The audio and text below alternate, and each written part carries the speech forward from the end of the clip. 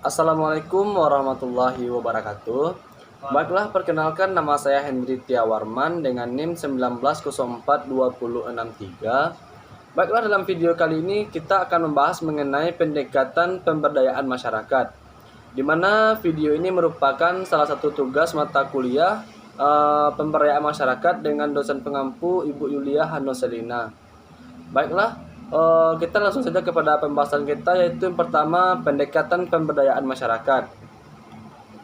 Nah, menurut ahli, itu dikatakan oleh Sumardi pada tahun 2005, pemberdayaan masyarakat adalah upaya mempersiapkan masyarakat seiring dengan langkah memperkuat kelembagaan masyarakat agar mereka mampu dalam mewujudkan kemajuan, kemandirian, dan kesejahteraan dalam suasana keadilan sosial yang berkelanjutan.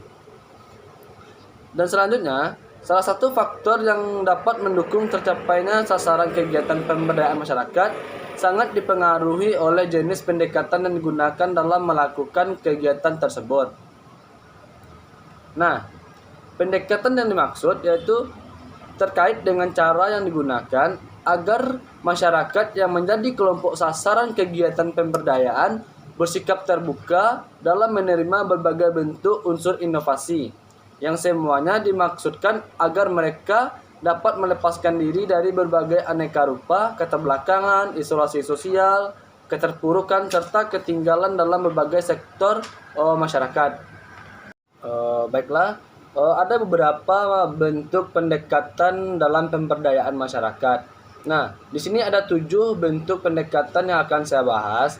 Namun sebelum saya masuk kepada langsung menuju ke 7 pembahasan, saya akan membahasnya satu persatu. Yang pertama ada namanya pendekatan mikro. Dalam hal ini, kegiatan pemberdayaan dilakukan pada kelompok sasaran yang sifatnya individual.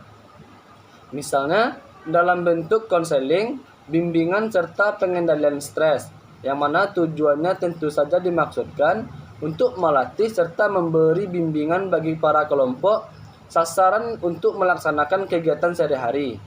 Dengan kata lain, model pendekatan ini biasanya juga disebut dengan pendekatan yang berpusat pada tugas. Yang kedua yaitu pendekatan meso. Pendekatan pemberdayaan ini dilakukan terhadap sekelompok penerima manfaat.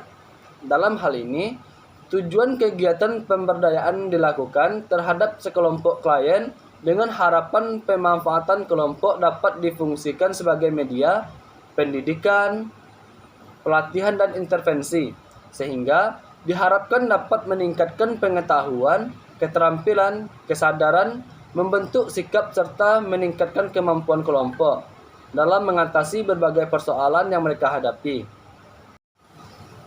Yang ketiga yaitu pendekatan makro. Nah, untuk pendekatan makro ini biasa juga disebut sebagai strategi sistem besar dengan alasan penerima manfaat atau klien diarahkan pada suatu lingkungan yang lebih luas. Selain itu, ada berbagai jenis strategi yang bisa dikategorikan dalam pendekatan makro. Di antaranya perencanaan sosial, aksi sosial, kampanye, perumusan kebijakan, lobby, serta manajemen konflik.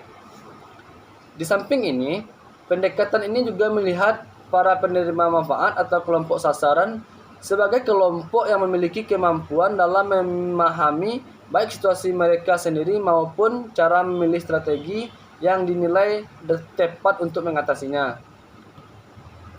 Selanjutnya yang keempat yaitu pendekatan kesejahteraan. Nah, untuk pendekatan kesejahteraan itu menggunakan pendekatan ini, fokus utamanya lebih dipusatkan pada kegiatan pemberian bantuan kepada masyarakat, termasuk di dalamnya bagi mereka yang menghadapi musibah seperti bencana alam, baik itu berupa banjir, letusan gunung berapi, kekeringan, dan bencana alam lainnya.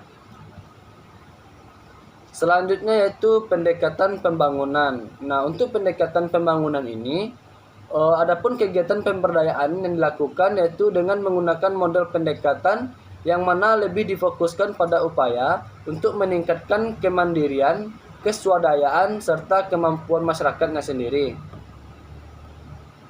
Yang keenam yaitu pendekatan pemberdayaan.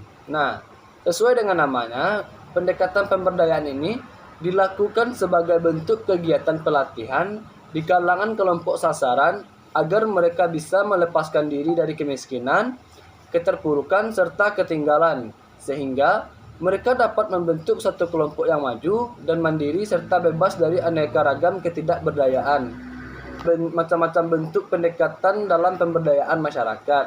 Nah, selanjutnya kita akan membahas mengenai pendapat dari Eksin, seorang ahli yang mengatakan bahwa untuk memahami lebih rinci pendekatan yang digunakan dalam proses pemberdayaan masyarakat dapat dikategorikan ke dalam beberapa tipe. Yang pertama, pendekatan komunitas. Kedua, pendekatan umum. Serta yang ketiga itu pendekatan proyek.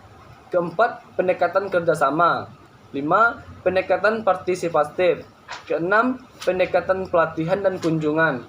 7. Pendekatan lembaga pendidikan. Dan yang ke-8, pendekatan pembangunan sistem usaha tani. Baiklah, itulah materi yang dapat saya sampaikan mengenai pendekatan pemberdayaan masyarakat pada pertemuan ke-6 ini. Apabila selama penyampaian materi tadi terdapat kesalahan, saya mohon maaf.